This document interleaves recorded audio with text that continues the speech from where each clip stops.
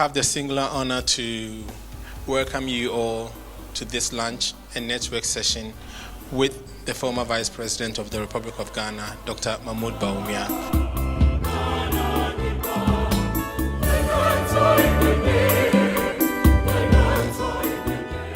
Don't be downhearted. Don't be dispirited. We're here to give you a message of encouragement and hope and aspiration and strength. Together, we will rebuild. Thank you very much.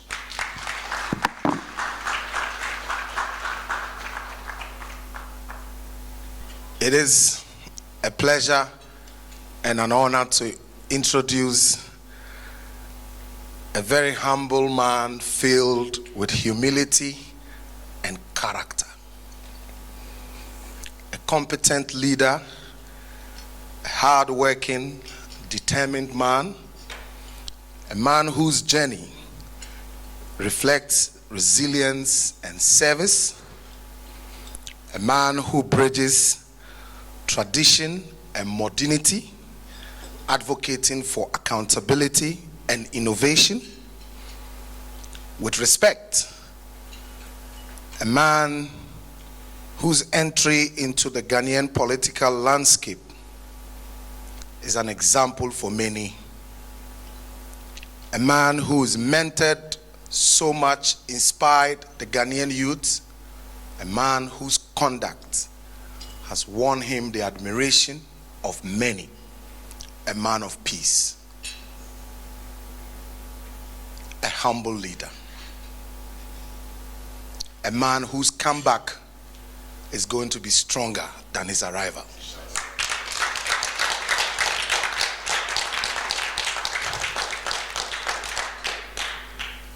With all due respect, I humbly submit to you the NPP's presidential candidate for the 2024 general election, Alhaji Dr.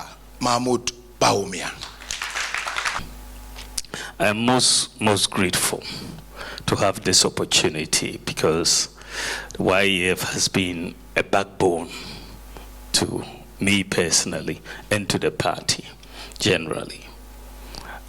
Going into the 2024 campaign, as I was preparing myself to run as a candidate, I came here and I, sought your support, and you generously gave me your backing with a lot of support.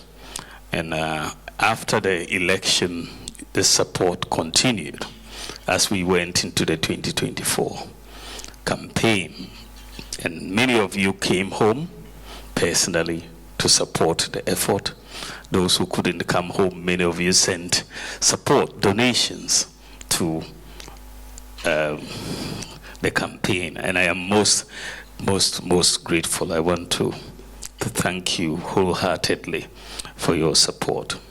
The 2024 election was one that we expected to win.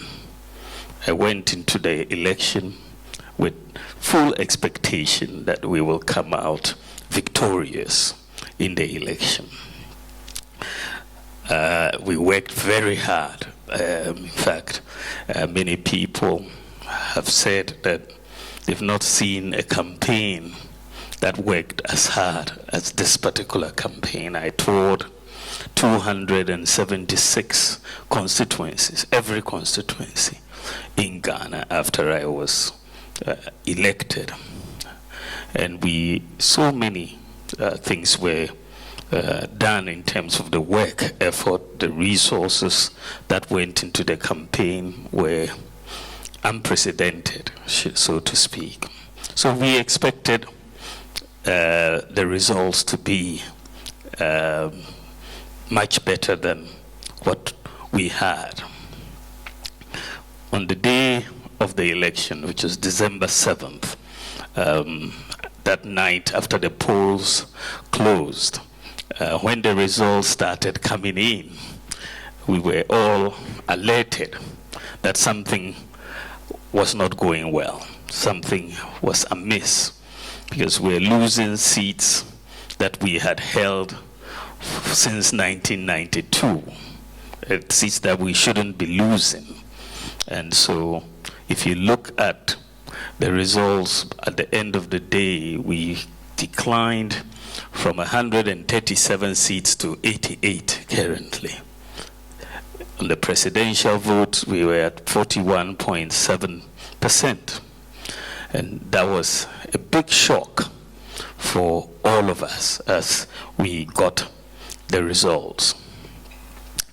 We didn't know what was going on or what had happened. But when you looked at the numbers as they had come in, you saw that the problem was more within our party. It wasn't a general problem outside the party. The problem was within NPP. Because when you looked at the numbers, John Mahamudu's votes, the NDC votes, were pretty much the same as they were in 2020. The votes that Mahamudu got were just about 100,000 more than what he had in 2020, even though we had registered almost 2 million people more on the register. So he got pretty much the same votes. The problem was on the NPP side, because our votes declined by 2.1 million relative to 2020. So that is where the problem was.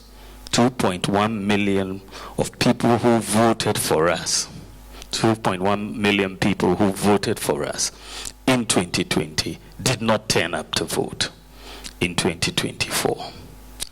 And so if you look at the results, John Mahama won this election by 1.7 million votes.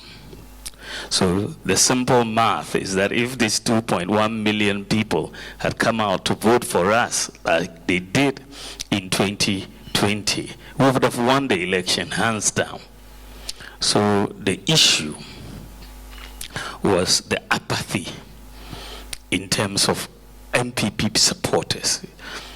So that's why I said that this vote wasn't won by the NDC. It was lost by the NPP. They didn't win the vote.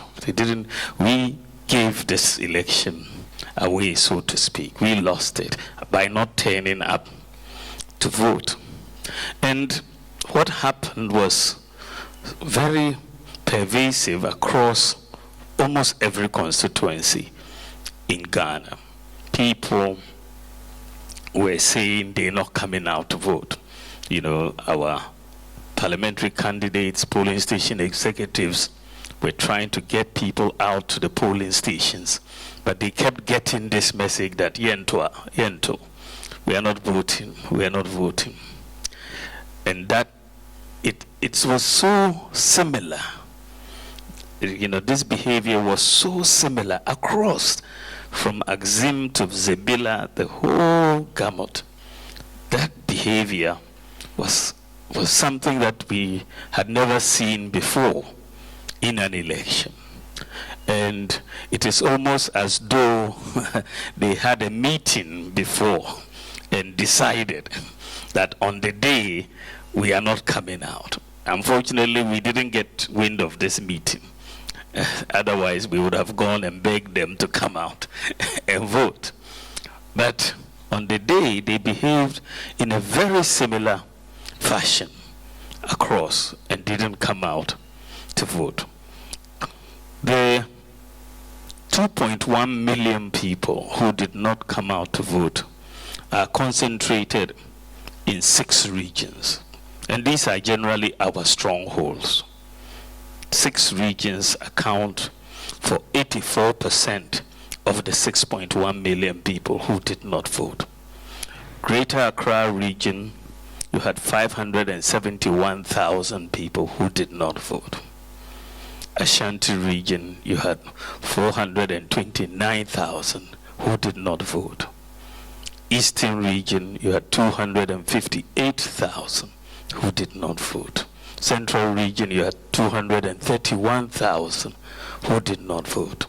You had Western region, 164,000 who did not vote. Bono region, about 100,000. These 6 regions alone account for 84%. So these are also the places where, even in the 2024 election, we got our most votes from. These are generally our strongholds. In fact, the decline in votes occurred in 15 of the 16 regions of Ghana. We have 16 regions, but in 15 regions, NPP votes went down. The only region in Ghana where the NPP votes went up in 2024 was the Northeast region, which is the region I come from. That's the only region in Ghana where our votes went up. Every other region, our votes went down. And that is a big issue for us generally. You can't drop in 15 regions and expect to win an election. And so there was that question when the results came up. What happened? Why did this happen? Why this level of apathy? We have never seen it in Ghanaian political history, this level of apathy. So that was the question exercising my mind, your mind, everybody's mind, because it was so unexpected, the scale of the defeat. Of course, you realize that in the early days, we did not have a lot of data, but they had a lot of speculation about what actually happened. I remember the General Secretary,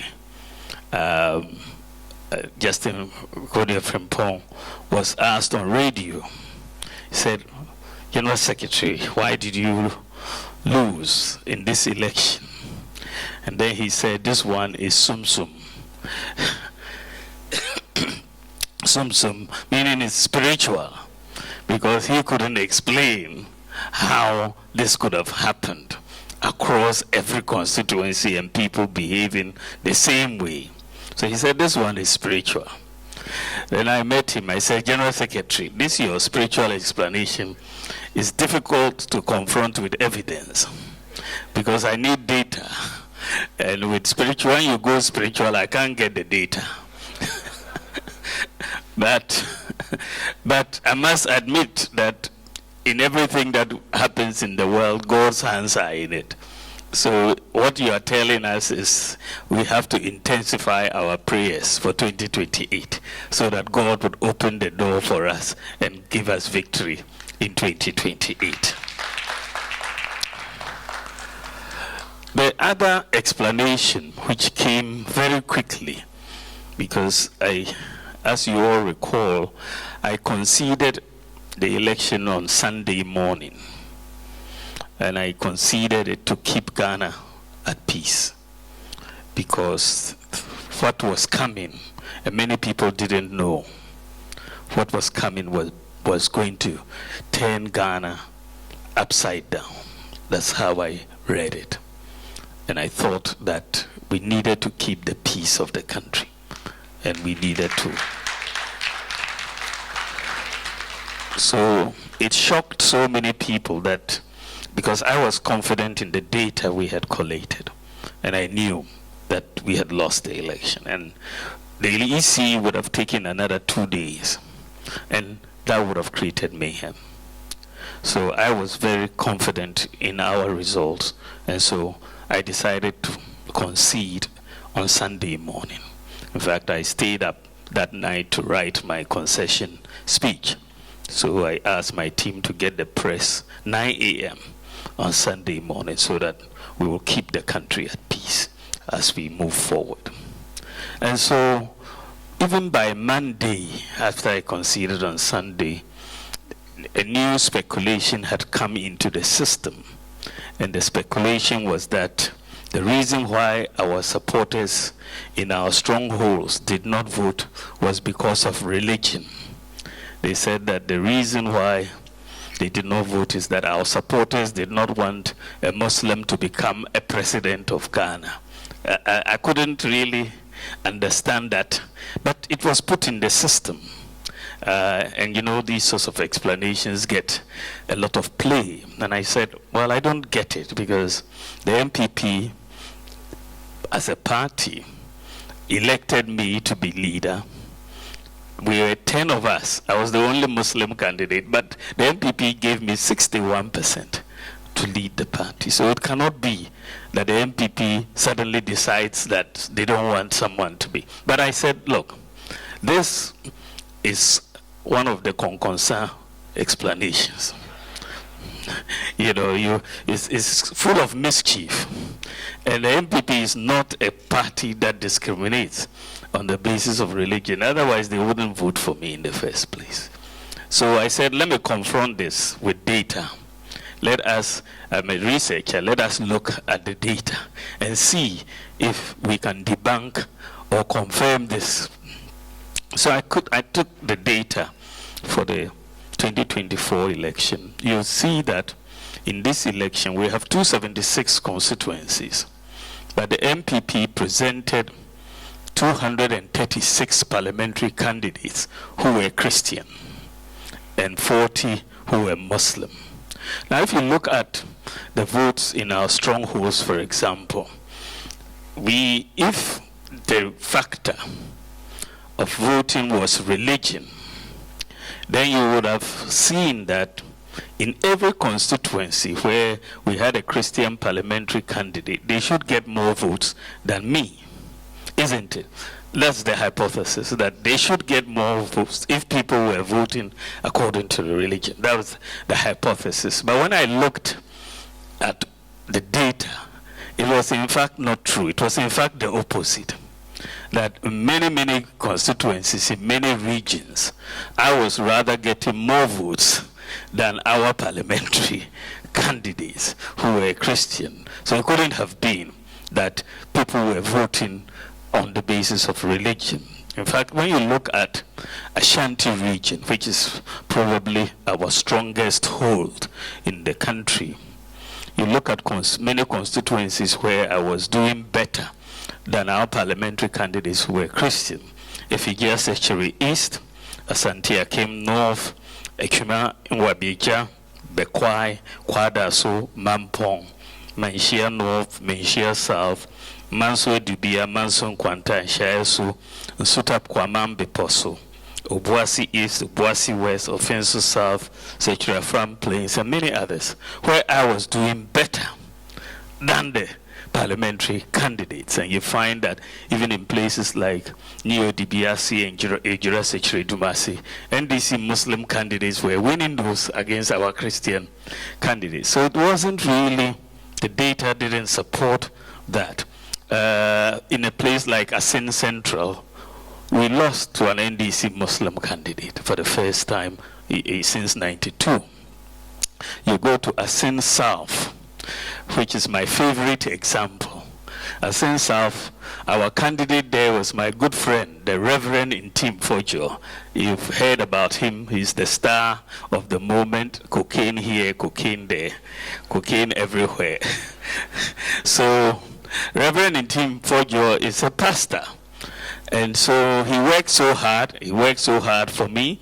In his own constituency, I beat him in his own constituency, in Asin South. So if it was a religious vote, there's no way I can beat the pastor in that. So the data, as I compiled it across the country, all the regions, was very clear that there was no factor of religion in the way the votes went. And in fact, the core committee, which we set up later on, also delved into this matter and concluded clearly in black and white that religion was not a factor in the 2024 presidential election. So that matter, I think we should put it to rest because it is not founded on data.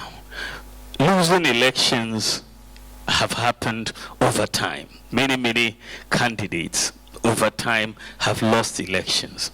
When candidates lose elections, we never go back to their religion to explain why they lost an election. It has never happened that way. You remember J. Kufuor in 1996, when he lost the election, he had 39% of the vote. In fact, when I visited him recently, he reminded me about that. He said, you got 41.7%. You even got more than I did at 39% in 1996. But he came back in 2000 and won the election from 39%. And that was just the nature of how the election went. It was not about his religion that he got 39%. He won in 2000. Mills came in, remember, in 2000, Mills got 43%. He didn't win. He came back in 2004 and got 44%. It was only in 2008, the third time, that he just crossed 50% and won the election. So Mills's loss in 2000, 2004, nobody said it was a religious factor. He just lost by 43%, 44%, and that. Similarly, when we went for the election, Nana Akufo-Addo and I, in 2008, we barely lost it in 2008. We lost it, but very barely. And then we went back in 2012, and we thought we won it, but EC declared that we lost it, so we went to the Supreme Court. Remember, you and I were not there. So we were at the Supreme Court for 8 months in 2012, in 2013.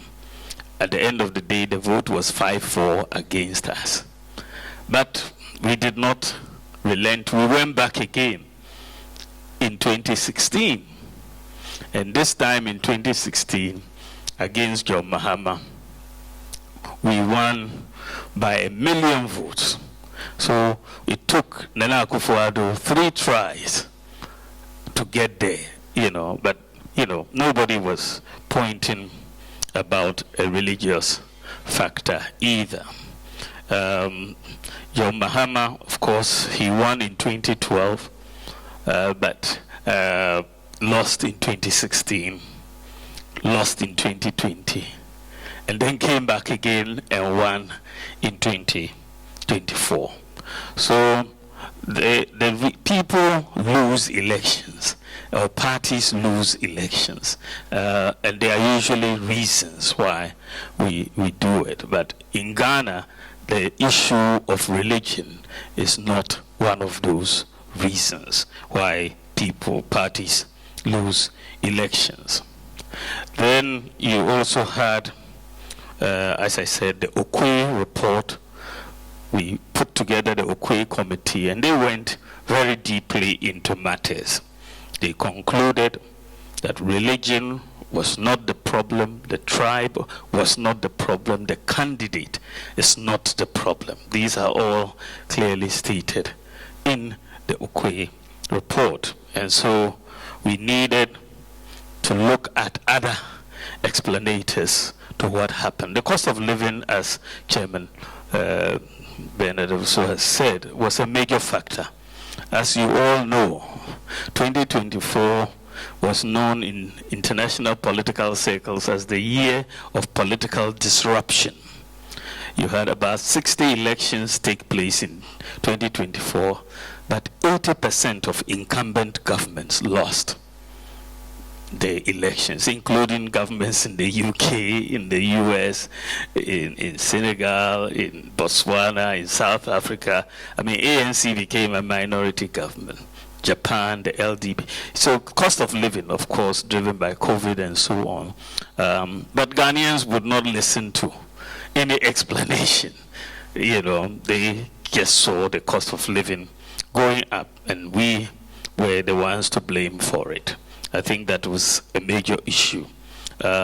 So various explanations were given for that loss that we have been we've gone through by the Okwe committee. The committee, as a result, has made certain recommendations which will require constitutional amendments for us to do it. So a committee has been put together, chaired by Frank Davis, the chair of our Legal and Constitutional Committee for the party, to put together the recommendations and bring them back to National Council so that we can push them to National Conference for adoption. And so there's a recommendation that the delegate system as it exists should be changed. We should have an expansion of the delegate system to reduce capture by individuals who are running for office. Because you see on the day of the election, as I said, when you send polling executives to houses, they'll say, Semona Muji fridge in the TV, no, among Kotuabano. You collected the TV and the fridge, go and, so there's a complete disconnect between the executives who are polling station executives, the 5 people, and the rest of the community. And so we are going to expand it at the polling station level, at the constituency level, include former executives to come on board, MMDCs, and so on, so that we can have a broader representation. So you're going to see at least a doubling of the electoral college as we know it today. So there is a recommendation to look at one man, one vote as one option, and to look at a limited expansion. And they are going to come back to us. But everybody, I think the general sense is that we should move towards one man, one vote. If we have the infrastructure to do it, let's do it. But if we don't have the infrastructure, let's have an interim limited expansion whilst we put together the infrastructure to have a one man, one vote system in the foreseeable future. So that is where there is also a sense that we elected our presidential candidate a bit late in the day. We elected our presidential candidate in November. By that time, Mahama had already toured the country. He was already on the ground. He had been elected much earlier by the NDC, so he had an advantage. And we had spent almost 3 years in internal elections, and that divides the party. There was no time for reconciliation. I had to hurry up so quickly to get into the field to begin the campaign, because Mahama was already ahead of the game. So reconciling people at all levels of the constituency was difficult. We didn't have enough time to do that. So there were a lot of problems within constituencies, and all resulting from elections. So the idea, the proposal that we're working on is that by January latest, all the elections from polling station to flag bearer should be completed, so that we have 3 years to work towards the 2028 election, and we have enough time to also do reconciliation within the party so that we bring everybody on board. There's also a recommendation to grant amnesty to people who have been suspended for one reason or the other, because we need unity. We need unity in the party. And so there have been people who have had various infractions for which they have been suspended, but they have following. They have kids, they have, relatives and all of that. And we need to try to unite and settle those matters at the same time. So the idea is to introduce an amnesty for people who have been suspended, and then we'll bring them in on board. There's also a recommendation in the report that one of the problems we had is that we did not focus on a lot of infrastructure development in our strongholds. that was a big problem that annoyed many of the people in our strongholds. They could see major projects taking place in other regions which even don't generally vote for us. So they didn't see why they should break their backs to go out and vote for us when there are major pieces of roads and other infrastructure that they wanted, we didn't do. And I think that is a big lesson for all of us in terms of making sure we satisfy what we've done. We're also being told in the report that we didn't pay enough attention to the district assembly elections. That is really the foundation on the ground. And one of the problems in the district assembly elections is that the NDC is always able to rally around one candidate. For the NPP, you usually have 3 or 4 candidates, none of whom is prepared to step down. So we divide our votes at the district level, and the NDC always comes through to win. That unity is very, very important.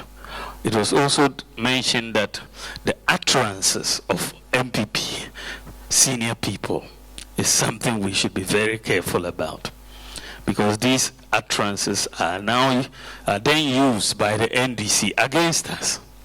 And you see in the 2024 campaign, the last 3 weeks of the campaign, they just kept playing videos of our own people, basically denigrating us across.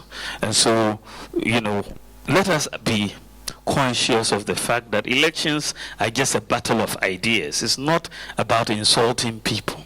Just tell us what it is you want to do, what ideas you are bringing on board, and let us keep it civil. No need, because some people, when you insult them, they will take it to the grave. They will never forgive you. That's just the nature of some people. So even trying to reconcile after that becomes difficult. So it's very, very important that we just battle on ideas and not on personalities. And so we should really be guarded in our utterances. There's no doubt, as Chairman Bernard also said, that we didn't get everything right. NPP did a lot of work, there's no doubt about it, but we did not get everything right. We got quite a few things wrong.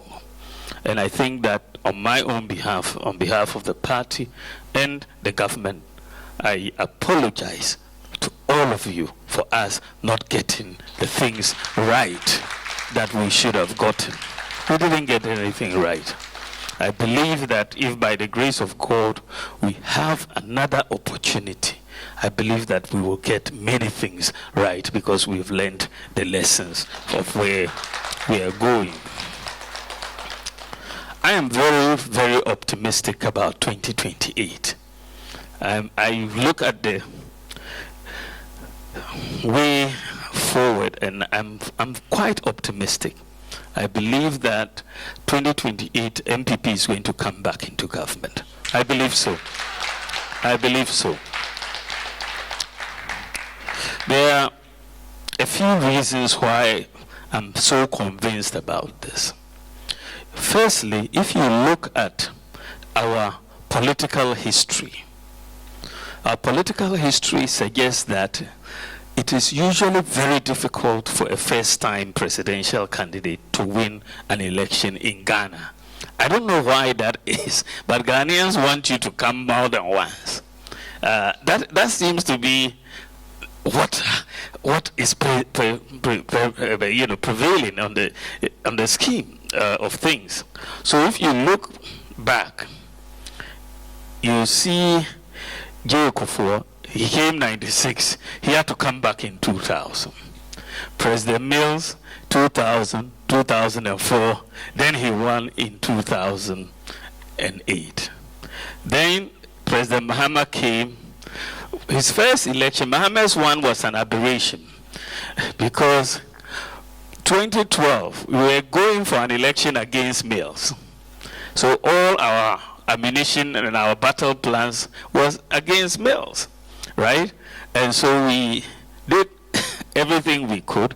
Unfortunately, may his soul rest in peace, he passed away. And then it was Mahama who was sworn in and then became the candidate.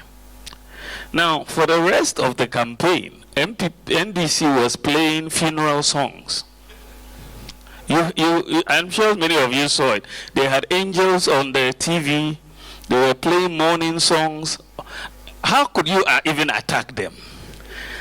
You'll be seen as insensitive. They mourned all the way to victory. They mourned all the way to victory. And we were just sitting there. Even then, as I said, 2012, he won, but we disputed it. But he was the one who won at his first attempt.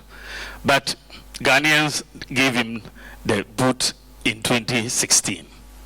And then he came back again, in 2020. He didn't win. And then 2024. When you look at it, who would have thought that Mahama would come back again and be president of Ghana? Nobody would have thought that, but that is exactly what happened. His fourth go at it, 2012, 2016, 2020, 2024. He won in 2024 like he did in 2012. So Nana Akufo-Addo also went 3 times before he won. Mills went 3 times before he won. So there is a sense that in 2028, NDC is going to bring a candidate for the first time. A new candidate, isn't it? They've run out of choices now of Mahama. Mahama has been their perennial candidate over the last few elections. Now they will have to bring a new candidate. I believe we will have an advantage, all things being equal, over that new candidate coming in 2028. I believe we will have a very big advantage. The second set of reasons that I believe we are going to win is because NDC is actually in government. Why do I say so? In opposition, they made so many promises and told a lot of stories about what they were going to do. And they've now come into government. It's not easy to do propaganda when you are in government. It's very easy to do propaganda in opposition. So they told so many lies in opposition. They said that when they come, they will bring down the cost of kinky and the cost of living. I don't know. Have you noticed the reduction in kinky prices in Ghana? No. Prices are rather going up, whether you are looking at cement or other things. They are not coming down. So I think that, and this is only 4 months or 5 months, you will see that this lie that they told about reducing the cost of living will be more and more exposed as we go forward. They also lied to cocoa farmers that they are going to increase the price of a bag of cocoa from 3,100 to 7,000. The cocoa farmers were very excited and voted for them. But today, they are saying that they had wrong information. So they are not going to increase the cocoa price. So again, cocoa farmers are not happy with what is going on. They said that when they come, Galamsey will be stopped. Now they've come and Galamsey is rather increasing. It isn't stopping. The illegal mining is going on. And so our water bodies are even getting more destroyed. The environment is getting more destroyed. They told teachers that once they get into office, the teacher licensure exams that the teachers have to write will be abolished. The teachers were very excited and they voted for them. Today they are telling them that they won't touch the licensure exam again. They were now going to abolish it. So teachers are not very happy. The double track system was another that they said they will be able to end within the first year. Today they are saying that they cannot touch it until 2027. So they are really getting exposed. Then they told us they will bring in a 24-hour economy. This is their flagship promise, their flagship policy, 24-hour economy. Of course, we all knew it was a joke, but they really had big billboards, trying to convince Ghanaians that for every job they were going to have 3 people doing that job, and they'll create so much employment.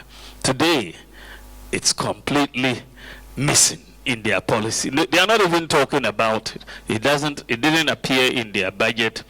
And in any case, how can you have a 24-hour economy with Dumso at the same time? I mean, you can't. So Dumso has taken over, and we warned Ghanaians that Dumso and NDC work together, and that was going to happen. Ghanaians didn't listen, but we basically have been proven right. Dumso is pretty bad, and it's likely to get worse from what we can see. So I think that the NDC in government is being exposed in just 5 months, and by the time they hit 4 years, I think you will see a big clamor for the NPP to come back into office. I think you will see that. Also, when you look at Ghana, people usually after 8 years, get tired of governments. This is why we wanted to break the 8. But that didn't happen. You remember that when Kufuor left office, he wasn't a very popular president at the time he was leaving office. Don't you remember? Yeah. But today, President Kufuor is one of the most popular presidents that has come in the history of our country. He's very popular today because people have had a chance to reflect over his accomplishments, and he did some marvelous work. That is the same way I believe that once people sit down and reflect over the next 4 years, and especially contrast with what NDC is doing, people will appreciate the work the Nana Akufo-Addo government also did for Ghana. People will appreciate it. And I believe that posterity will be kind to Nana Akufo-Addo and the government of the NPP. I believe posterity will be kind to him. So these are the reasons I believe that we have a good shot at the 2028 election. I believe that we are in a very good position to win this election, and we should be very, very enthusiastic. I want to count on all of your support. YEF has been a backbone for this party, and I want you to continue to be a backbone for this party.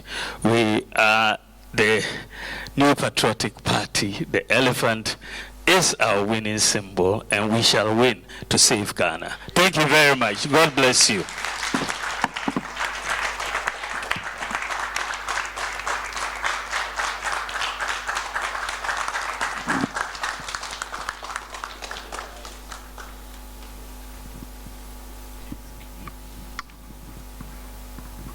Thank you very much, Your Excellency, for the insightful information that you've given to us.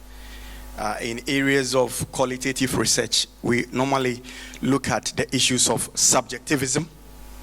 And what I'm just going to say is in relation to some of the things that you've just mentioned. As a matter of fact, I took this upon myself when we finished the elections, just to do my own research across the constituencies, and did a report and handed over to the relevant people in the branches that is needed. One of the outcomes which you touched on, that touched my heart, was on the issue of the fact that we are doing well, but we are not able to communicate what we do and how we do it. As a matter of fact, my background is into research and digitalization, so I've been doing a lot of work in Afram Plains. And for 3 years of my data collection, one of the things I saw was that there were always NDC megaphones on cars moving around.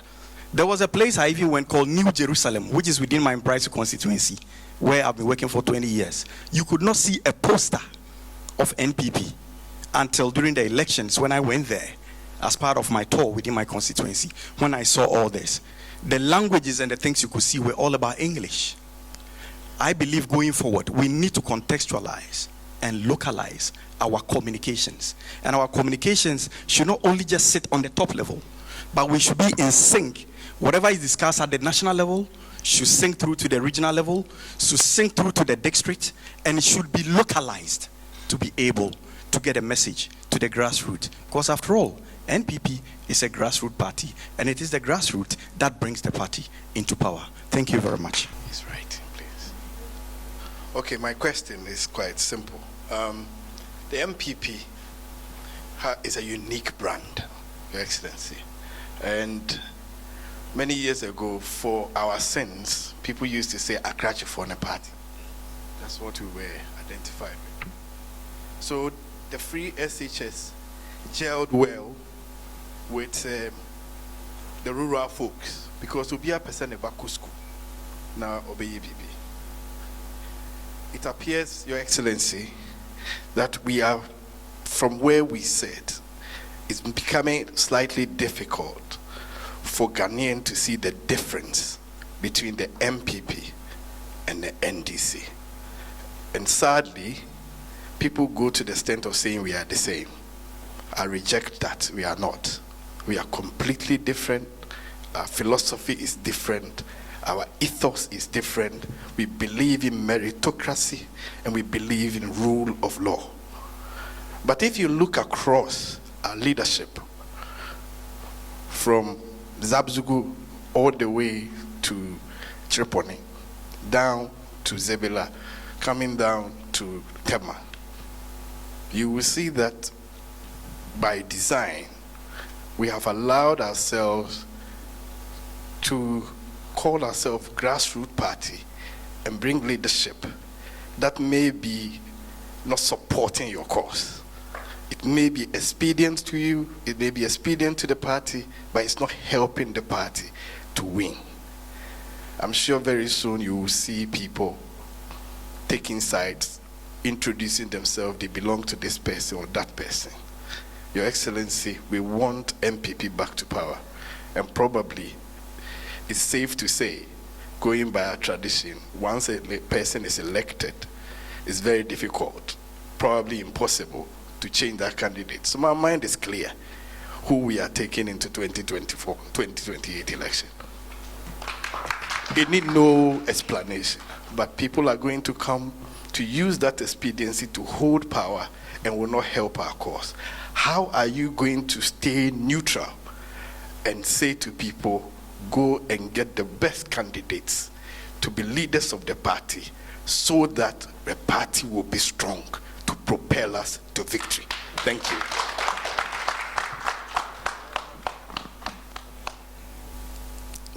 The YEF as a special organ of the party, I 100% agree with that proposition. I think that the YEF has earned, more than earned, that position. And I think that if there's anything that we can do in this constitutional reform, I think it should be recognized for that. I agree with that. And I think that for sure in the expansion of the delegate pool, you will see expansion also at the diaspora branch levels. I think it has to be, there will be no limit only for constituencies in Ghana. I think we will see the expansion across. The localization of our message is critical because, the message, in fact, a lot of the time it is in the marketplaces, in the lorry stations that you see a lot of messaging taking place. One of the things that came out in the report was that the NDC had a lot more control over the local public information systems than we did. And I think we need to do a lot more in that area so that we can localize our messages in our local languages across the scheme. So that is the case that we have to do. we also look at the brand of the party. I think that is a big issue that we are all looking at right now, because you would see, and that is what people are saying, that we don't see a difference between MPP and NDC, which is very hurtful when someone says that, because there's a big difference between us. But when you look at the fact that on Legon campus, we didn't win a polling station on Legon campus, that is serious, because that is a typical MPP stronghold, isn't it? Yes, I mean the academic institutions, that's where you normally find MPP, being so strong. But to have an election where we lost in a place like Legon, and many academics are feeling very comfortable saying they are NDC. We need to be very, very guarded about that in terms of our branding. So I think that is something that we are going to do. One of the recommendations, and when I get back home, one of the things we are going to do, I'm going to be launching, is the Patriotic Institute for the party. Because there are a lot of people who are vying for positions for this party and don't even understand the philosophy of the party. They don't get what this party is about. And so everybody who is going to vie for a position in this party will go through the Patriotic Institute. We will all take schooling from the Patriotic Institute so that we understand what this party is about. Yes, exactly.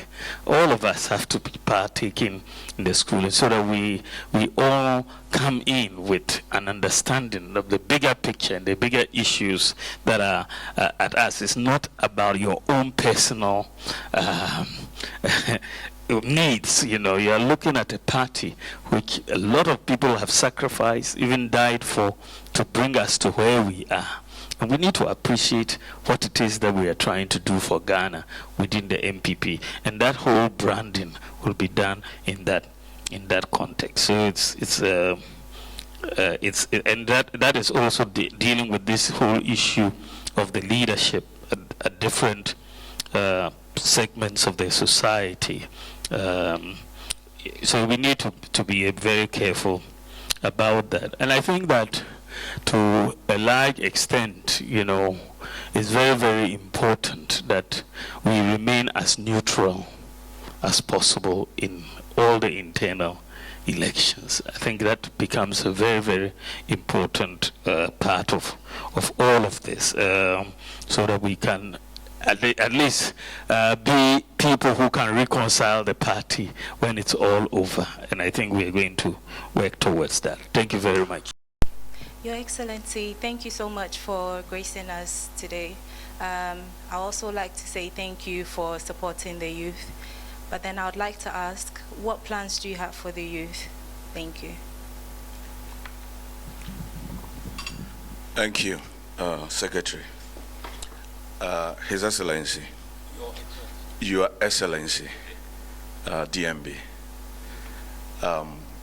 You partnered Nanado in 2008. Same happened in 2012. We lost the election. There wasn't any mention of religion. 2016, we won an election, and in 2020, we won. There wasn't any mention of religion. In 2024, you were given the mantle to lead the party. Since the election, there's been cacophony of a lot of people saying a lot of stuff about religion being the cause of our defeat. How do you feel as a person when you hear those comments? Thank you.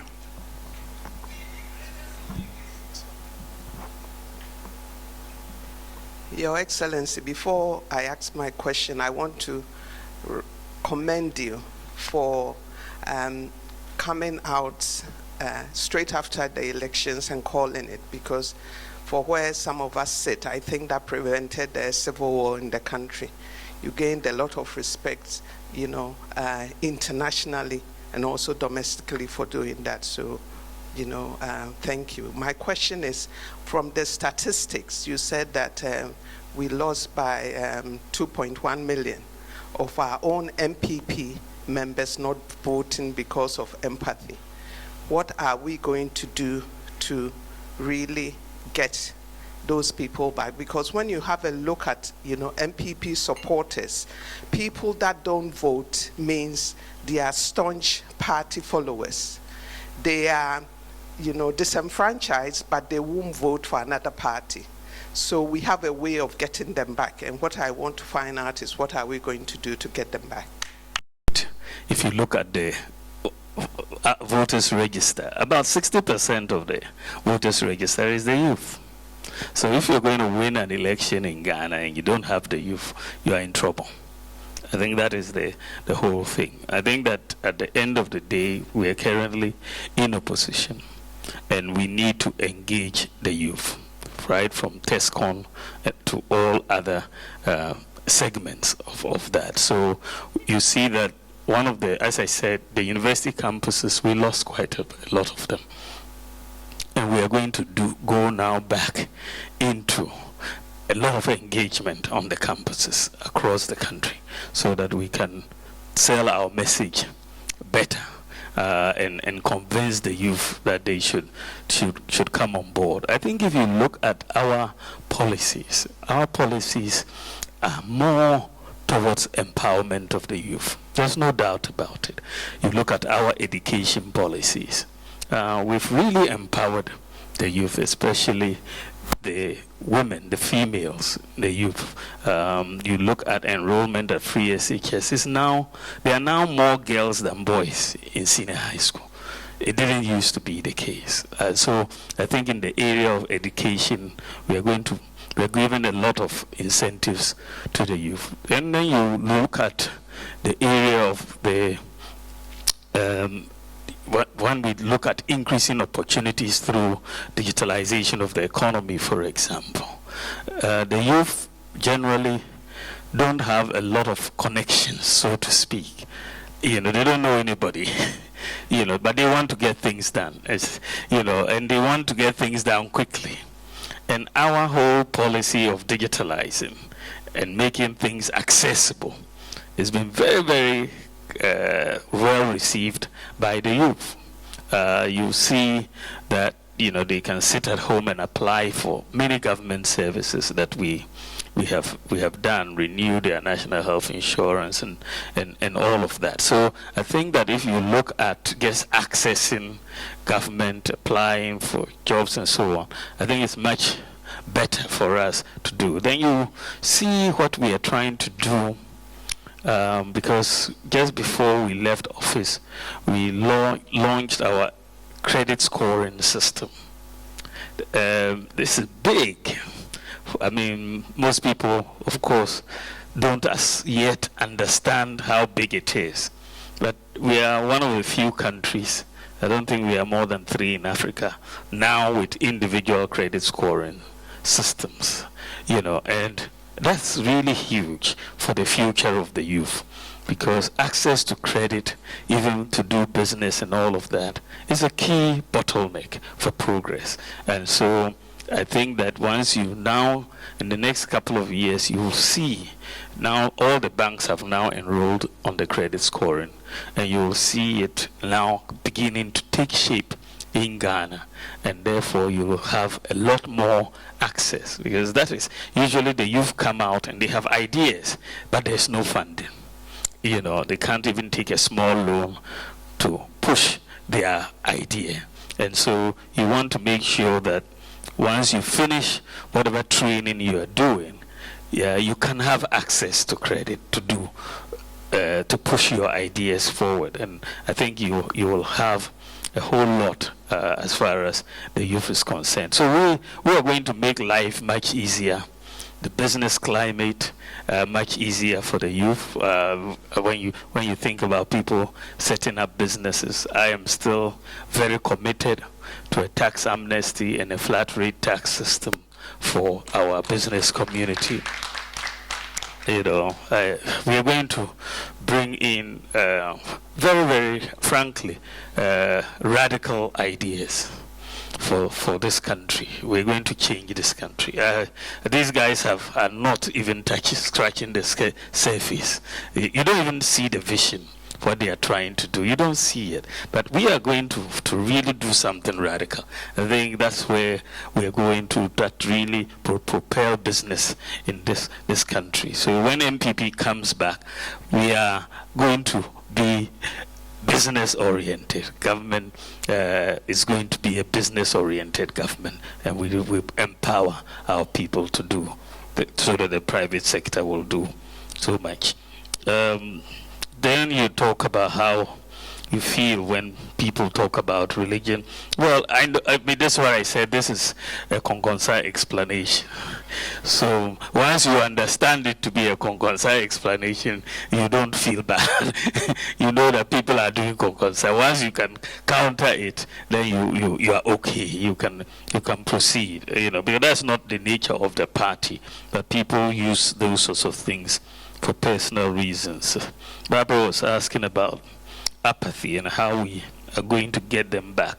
I think that is very key, because if we don't get them back, we are in a big deficit for 2028. So we have to do everything. And this is why we thought that the Okoye Committee report was very important, so that we know why they didn't vote. And these recommendations that have been now put in place are to address those problems, why they didn't vote.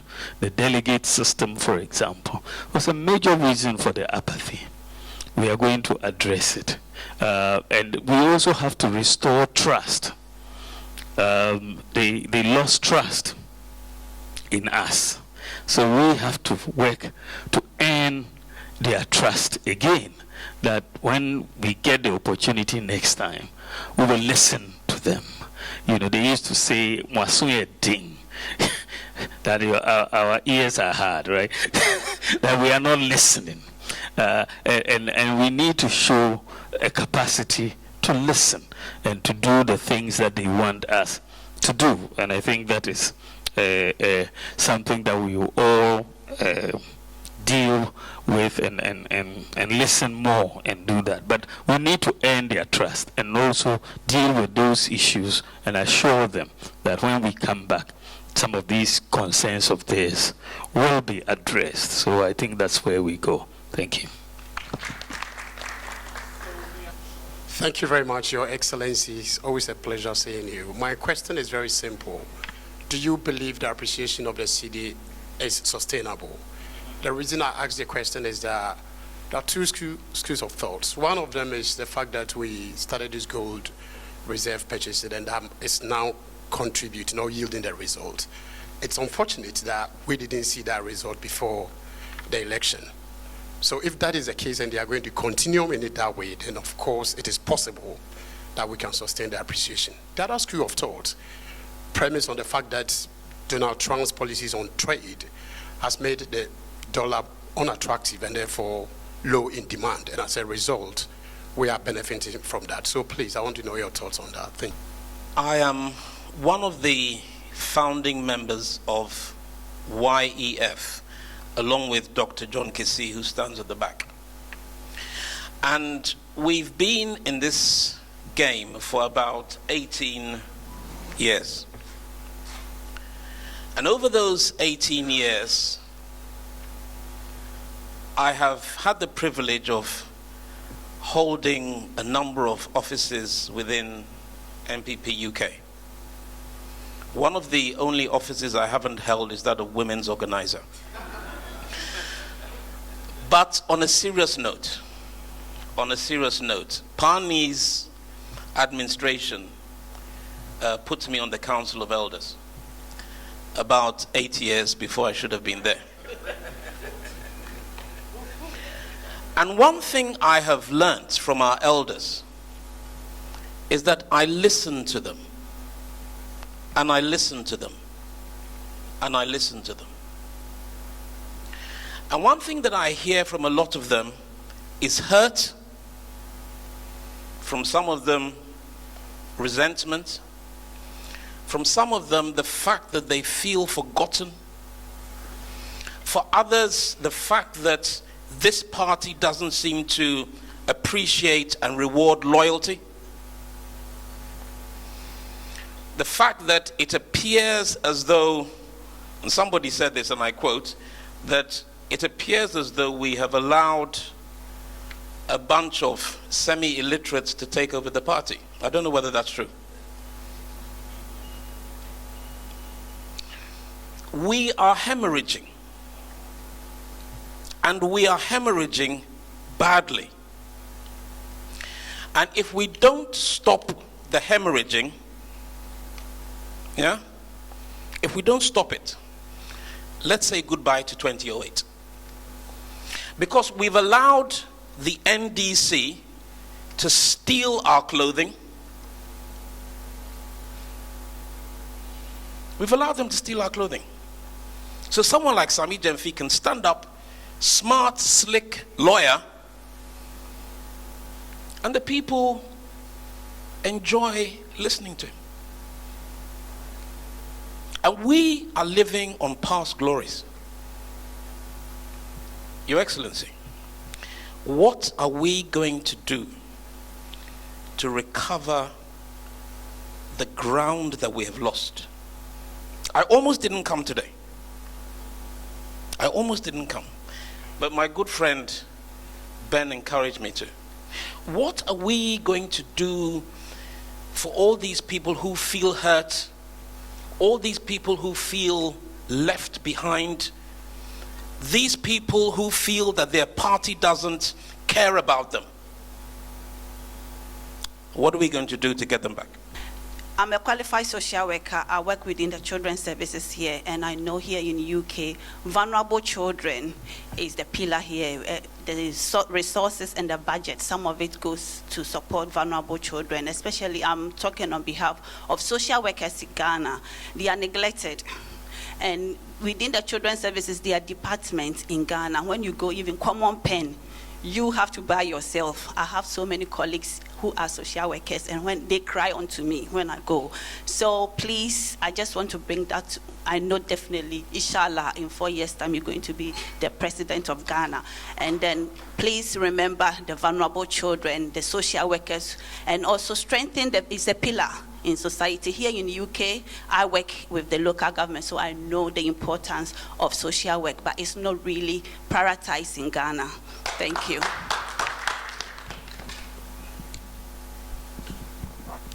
Thank you, Your Excellency. This is a personal question.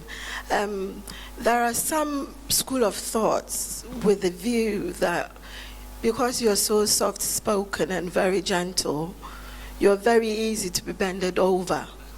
So for that reason, they are sat on the fence, not ready to give you the vote or the support that you need to help us get to where we need to get to. My question is, how are you going to change the minds of those that are sat on the fence to know that you're the man for the job and you can do it? Thank you.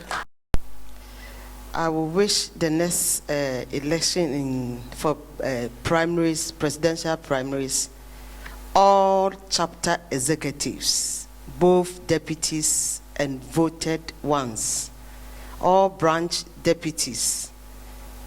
Because when we, like UK here, we have about 22 chapters. And if every chapter executives are going to vote, adding all together, we will not be more than 1,000. But some constituencies, they have more than 1,000 people coming to conference day to vote. And we have only 12 slots. And we sometimes, someone will sit somewhere and just choose for us. I will beg the next election, if every standing member, even if not all, the executives, chapter and branch, both deputies and everyone should have the chance to vote. And two, I'm begging that the rounds that we go and it becomes like entertainment. This time around, when we are going to campaign, there are certain things I will plead that we should stop and go on the ground, the job day ground, because I went on the ground and I saw that a lot of things were not right. A lot of things were not right. So please, that's me. Thank you, Your Excellency. Kweku Amprechu. Mine is not really a question, because I know you've been bombarded with numerous questions. Just a suggestion regarding the youth. Some of us have actively come on board because we know the NDC, we have friends in NDC. We know they won the elections because of how they hit the ground, getting the youth on board. I also was shocking. But John Dumelo, the young guys playing along them, playing video games. My suggestion is the youth still love NPP. And I put my ears down, I speak to my friends, my youngins back in the universities, and then they go like, do this, do that, we are hurt, we are this. We should keep telling them we are sorry and reassure them we are going to involve the youth. I am youth, I'm old, but I'm still youth. I call myself youth. I think NPP is more of a party. That's how my people say it. I spoke to a Gen Z. It's like, hey, if we go and talk, they'll say we are disrespectful. That's why we are going here. And this is a humble play. JDM goes down to the youth level sometimes. Even if he doesn't, he goes down and do that. So I'm pleading that, Doc, come down, let the youth feel you, and then we can also convince them, do our part to bring them on board. Because with the youth, I am more than optimistic that 2028 is going to come to us. I've done the same permutations that you have done. Once we retain you and they come with a new candidate, it's a done deal. We just have to put in the speed and we are gone. Thank you so much, Doc. I think I'll take the questions in the same order that they were asked. The appreciation of the city that we have seen recently. I think one of the things that if you ask a simple question to the NDC to point out exactly what policy they have implemented that has resulted in the appreciation of the city, they cannot tell you one that has been implemented, not sort of talked about, but actually implemented. They cannot tell you one such policy. They only passed their budget in March. They've not even issued any contracts and paid for anything, pretty much. So you cannot ascribe what is happening to the currency to a policy that they have implemented.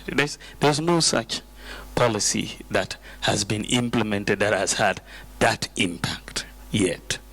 For me, we had anticipated the impact of gold in this economy. I talked about it when we got into dire straits in 2022. And I said that when you look at Ghana being the largest gold producer in Africa, our reserves of gold at that time was 8.7 tons. You look at US, they have 8,000 tons. UK, over 2,000 tons, same with France. And so confidence in your currency, because people know whenever, because the gold, why I went for gold is that you don't need to export to get gold. You need to export cocoa to get foreign exchange, timber, oil. You need to turn it abroad. But as for Ghana, you just need to dig it or pay for it with cedis. So it was a much easier way to do it. And so we started the gold purchase program. And in 2 years, Bank of Ghana had bought $5 billion worth of gold. 5 billion. Remember, we are going to IMF just for 3 billion and going through all sorts of hoops. But in 2 years, we had bought 5 billion. So we increased the gold reserves in Ghana from 8.7 tons to 30 tons. So for 65 years after independence, we only had 8.7 tons. But in just 2 years, we went to 30. And so that is a big backing for the currency. I mean, they have been in office so far. They've not even increased it by 1 ton. 1 ton, one. Not a single 1 ton. They haven't increased it by, so, but, people, after all the noise of the election, people are paying attention to our reserves. That is one thing, which we have built to 30 tons. Secondly, you've mentioned that the US dollar itself is on the decline globally. And that has also strengthened. If you go to Zambia, for example, the kwacha has gained a lot of ground also because you have the US dollar declining in value because of what is happening in the US with all of that. So I think those are critical. And then there's the third element, is that they are not spending. I mean, if you are managing an economy, you have to pay your bills. They are not paying IPPs, for example. This is why the doomsday is so acute. And they are not paying contractors. So when you are not spending, there's less pressure on your currency. So those are some of the reasons why you are seeing an appreciation of the currency. But if you look at it, if we had not instituted the gold purchase program as well as the gold for oil program, our economy would have collapsed. It would have. Where would we have gotten $5 billion just, to support the economy? You wouldn't have gotten it. So I believe that it is clear that what we put in place, and I believe this is going to be there for a long time, what we have put in place should help us maintain stability in the currency. But we'll see how they manage it going down the road. David talked about the Council of Elders and how they are hurt, they've not felt recognized, and no reward for loyalty, and they've been forgotten and all of that. That is in fact true. It is a sentiment that you hear across all the constituencies and all the regions. And, not only even the Council of Elders, even former MPs, former DCs, and so on. We looked at this issue very carefully, where the apathy, was coming from, and some of these issues are part of the apathy. And in this party, people take you seriously if you are a delegate, isn't it?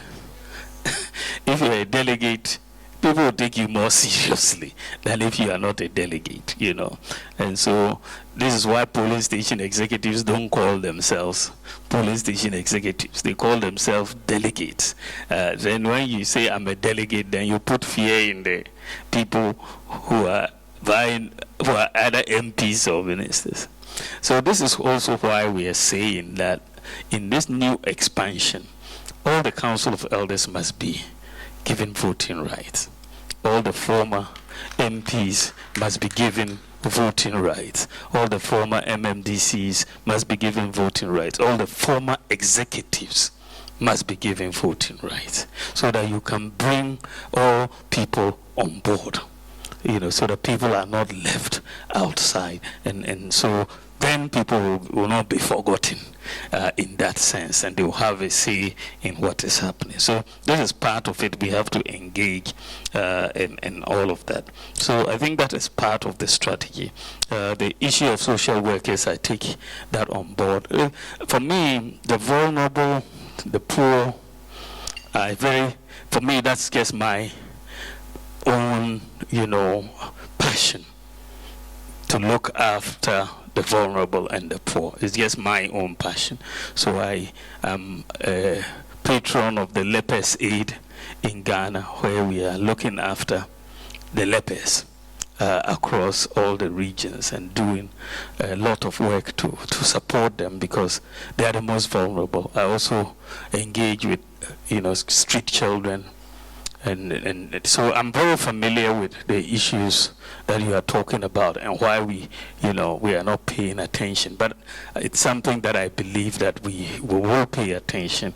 And if I have the opportunity, we are going to pay a lot of attention. There are people who have said that, I am soft-spoken and all of that. And that is quite true, that I am soft-spoken. But that should not be confused with the fact that I'm weak. I'm not weak. I am soft-spoken. President Kufuor is very soft-spoken, but very effective. Atta Mills was also very soft-spoken. It's not noise-making that makes you effective, right? If you look at my record as a vice president, even my record as a deputy governor of the central bank, or even my record in Zimbabwe when I went to the African Development Bank, you'll see accomplishment at every level. When I was at the central bank, we came up with the idea to redenominate the currency of Ghana. And we did it, thanks to the leadership of Paul Akwa. We did it. It was very effective. We brought in the second country in Africa to introduce the inflation targeting regime in Ghana. It's worked. It's still the same regime that is working today, but we introduced it in 2001, and it's still there today for our central bank. We did a lot of things. When you come as vice president today, I don't think anybody in all humility will challenge the fact that I have been the most effective vice president in the history of the Fourth Republic. Because you cannot, if you ask, for example, what was John Mahamudu's record as vice president, can you remember what he did? If you ask what was Atta Mills's record as vice president, can you point to what he did? You can't. But if you ask what was Bawumia's record as vice president, I'll tell you that we've done gold for oil. We've done the gold purchase program. We've issued the Ghana card.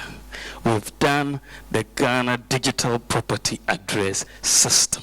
We've brought in drones to deliver medicine. We've networked all district teaching and regional hospitals in Ghana and digitalized the records of everybody in those hospitals. So you can move from Wa to Kolebu and you don't need to take a folder anymore because your records are digitalized. And doctors can get your records very, very easily. Today, you have e-gates at the airport. You don't need to fill landing cards again when you are arriving or leaving. We've done that reform. Today you can renew your national ID card on your mobile, your national health insurance on your mobile phone. You can enroll for national health insurance on your mobile phone. You can buy electricity sitting at home on your mobile phone in Ghana today. We have got electric buses. We piloted them. They are 50% cheaper than your normal trotros, 50% or normal buses in Ghana. Today, Ghana has mobile money interoperability, which we didn't have. In fact, Ghana's payment system, for me, is probably one of the best in the world today. The world. I'm not talking of Africa. Because what we have done today, I can tell you, countries like US and Canada don't have it. They just don't have it. I mean, in terms of instant payments, Canada is saying next year. We did it 7 years ago, that we got instant payments in Ghana. So, I mean, the US did it 2023, but we did it 7 years ago. And so we are the fastest growing mobile money market in Africa. And Ghana is the only country in Africa that has 100% access to financial inclusion. Only country, the whole of Africa. We are the world's largest medical drone delivery set, the whole world. We are the leading medical drone delivery service in the world. You see that Bawumia brought the idea of Agenda 111. We've implemented. We are not finished. Brought the idea of Zongo Development Fund. We've implemented. It worked relatively well. The Citizens App, Ghana.gov, massive infrastructure that we've put in place that was just towards the end of our regime. So if you look at what I say, then you have credit scoring that I led and we implemented in Ghana. These are things that even many presidents are not able to do in their term of office. But in my limited capacity as vice president, I've been able to see through over 20 major policy reforms. Not just talked about it, but implemented. Right? So the people who make noise are not the people who deliver. If you ask any of them, the noisemakers and others that you think are strong, point to me. You've been in public service, whether you're MP or you're minister or board chair. Show me what you did for the people of Ghana in your term of office. Just tell us. I can mention 22 things at a go that I did as vice president, even though I'm softly spoken. Right? Even though I'm softly spoken, I can tell you 22 things at a go that I've implemented that has changed Ghana in many, many ways. Right? And there's, but you know, making noise or shouting doesn't get things done. You know, I talk about effectiveness, you know, and that it doesn't correlate with noise making. You know, so I'm very happy with what I have been able to accomplish. You look at leaders in terms of what can they do for you, what can they do for the country. Noise making is not one of the qualities that you are looking for.